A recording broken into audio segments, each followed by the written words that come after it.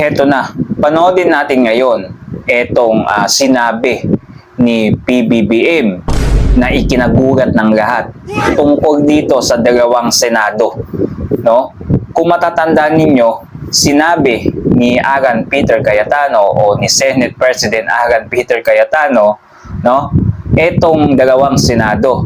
At inoffer pa niya mismo dito kay Win Gatchalian na dalawa na lang sila pumirma ng mga dokumento. Kung sakaling may kailangang pirmahan, dalawa nga sila. Na sa ganun, maiwasan nila yung pagsasampa ng kaso, kagaya ng usurpation of authority. Ito'y pinalagan ni Win Gatchalian at hindi siya pumayag. Ngayon, nagsalita na mismo ang Malacanang sa pangunguna ni Yusek Claire Castro. Ito ang sinabi ni PBBM na ikinagulat ng lahat kapag nadinig ninyo ang tungkol dito. Kung ito bang sinabi ni Alan Peter Cayetano ay talagang pinalagan to ng Malacanang. Ito, panoodin natin. Kayo nang humusga, guys, no? Kung sa tingin mo, sino ang kinampihan dito ni PBBM at ng Malacanang. Matik na pag nakita ninyo yung video na to. Sabay-sabay natin panoodin. Senator Alan Peter Cayetano said that there are two upper chambers, Senate of the Philippines and Senate of Malacanang. Any reaction? What do you want to tell the senator?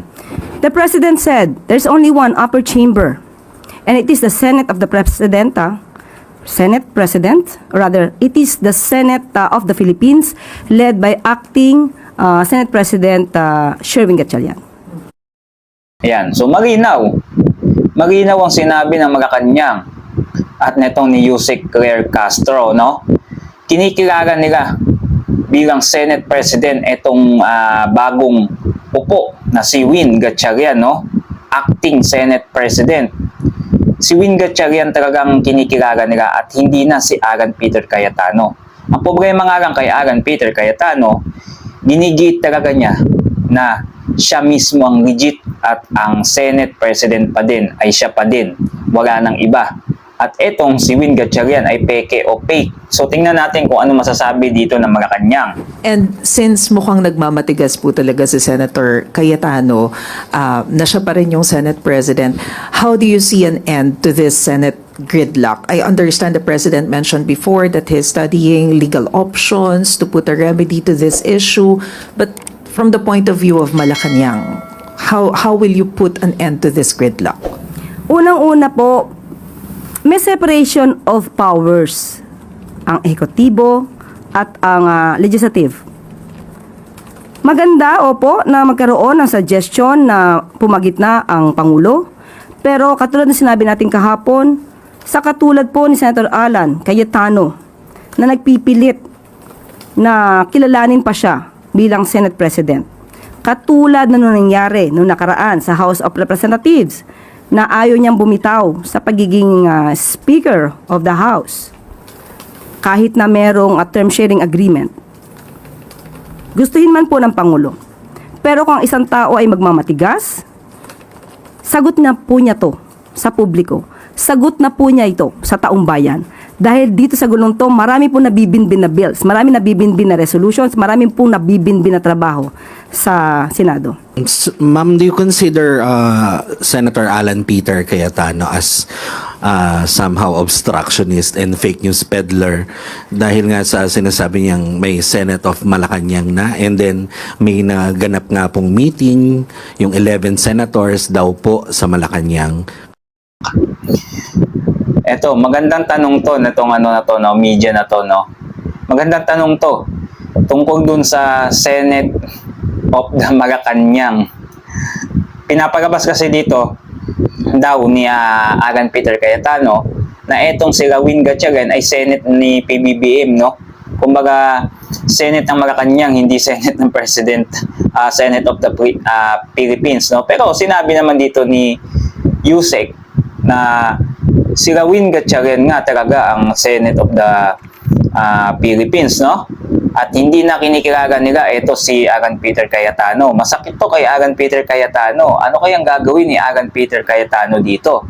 Ano kayang remedyo ang gagawin niya do na upang kumbaga manatili siya sa kanyang posisyon? Kinikilala na nga si Win Gatchalian. Paano kayang gagawin dito ni Alan Peter Cayetano? No? May hawak-hawak siyang rules. Kumbaga, yun ang kanyang matibay na sandigan Yung batas ang nagsasabi na siya pa din ang legit na Senate President. Tingnan natin yung sagot dito ni Yusek. Kapulong ang Pangulong Marcos. Ito po ang sabi ng Pangulo. Ayan. Fake news is flying around. Those into it should cease and desist. Yan po ang malinaw na sinabi ng Pangulo. Wala pong balak na mag-file ng cyber libel case. Wala pong elemento ng cyber libel na nakikita patungkol dito. It's more on the unlawful utterances, pero bahala na po ang investigating bodies sa mag-imbestiga patungkol po dito. Bahala na daw. Wala naman daw cyber libel, no? Kayo, sa tingin nyo, fake news nga daw. Fake news si Cayetano yata dito, no? Fake news ang pagkakasabi ni PBBM. Yan. Talagang pinanigan nila itong sila Win Gatchalian. Sa bagay, kasi kanya-kanya namang yan, di ba? Kung may utos sa'yo, bigyan ka ng mataas na posisyon, syempre gagawin mo yon, di ba? Gusto mong umangat Gusto mong maging mataas, di ba? Pag may inalok sa'yo, matik yan, gagawin talaga. Tingin ko yan yung ginagawa ngayon ni Win Gatchalian. At ngayon, ay problemado ngayon si Alan Peter Cayetano dahil dito sa dalawang Senado ngayon. Baka hindi na siya nakakatulog, no? Comment kayo guys, no? Sa tingin nyo, hindi kayo nakakatulog si Alan Peter Cayetano dito. Kasi, pagka ganyan yung problema niya talagang mamumblema yan. Kasi, isipin mo, pagising mo, binoykot ka, kinodita ka, tapos napalitan ka na. Tapos ginigit mo pa din na ikaw pa din ang Senate President. Tapos mag-o-offer ka ngayon sa acting Senate President na dalawa kayong pipirma.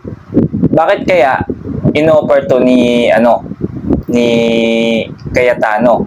Hindi kaya dahil dito sa offer niya lalo siyang hindi paniwalaan o baka aayaw na sa kanya yung mga tao o yung mga supporters ng DDS, pati siya sa kanya, di ba? Posible 'yon, no? Maka-apekto sa kanya 'yon, yung sinabi niyang offer na yung kay Gatchalian. Comment kayo guys kung anong sa tingin niyo ang masasabi niyo tungkol dito. Huwag niyo na din kalimutan guys mag-subscribe, no? Nang sa ganun makaabot tayo ng 1,000 subscriber, no? Salamat guys sa panonood.